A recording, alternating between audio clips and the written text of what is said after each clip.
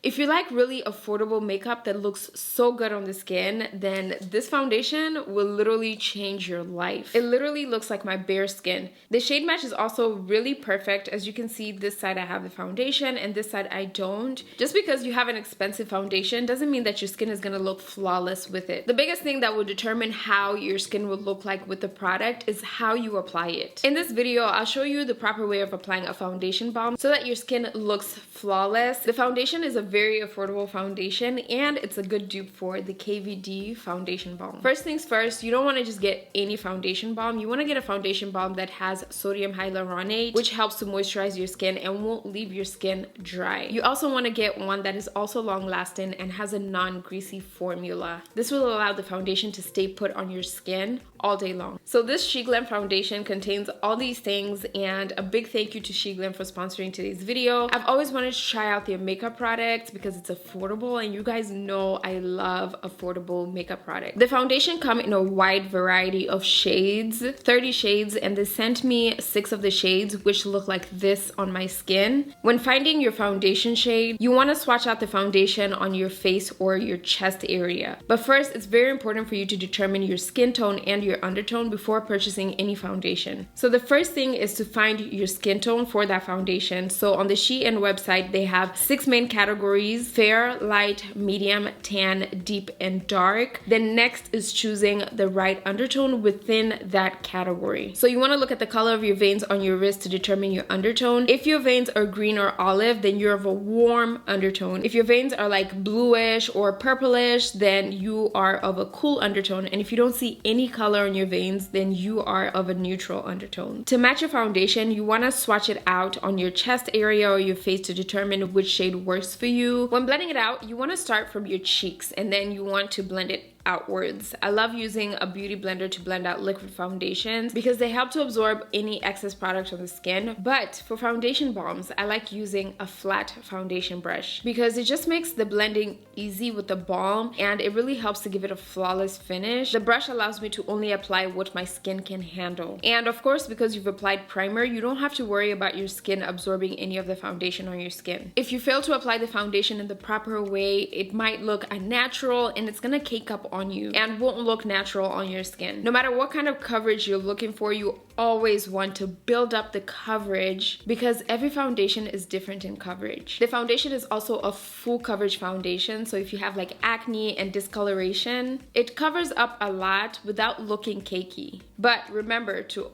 always build up the coverage. So I like to start by placing a little bit all over my skin, then blend it out. Get a feel of how I like the coverage, and if I feel like I need more, I add more depending on the type of makeup look that I'm going for. This will prevent the foundation from caking up on your skin, and it prevents the unnecessary layers of makeup from being applied on your skin, giving your skin a flawless finish. Then you want to blend the foundation on your forehead area, and you also want to blend it outwards towards your hairline. Make sure not to rub the foundation because it's gonna cause streaks and uneven coverage. So you definitely want to just lightly dab the foundation on your skin very, very slowly and gently. You also want to focus on applying the foundation around your mouth area, especially if you have a lot of discoloration around that area. And then whatever's left on the applicator, you want to just lightly dab that on your nose area. The nose area has a lot of creasing and the foundation likes to settle around those areas, so it's best to only apply a small amount. So I like to use whatever's left on the applicator. Once you've covered your whole skin, you can add more foundation only on the areas where you feel like you need it more. For instance, more people have hyperpigmentation on their cheeks area, so you want to add a little bit around that area. As you can see, the foundation has covered up my entire face. It doesn't look cakey at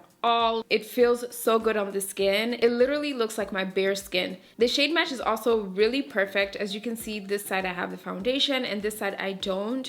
You don't really see any color difference in the shade. So absolutely love the foundation. All right, so this is what the foundation looks like after 4 hours of wearing it. I love this foundation. It doesn't feel cakey on my face.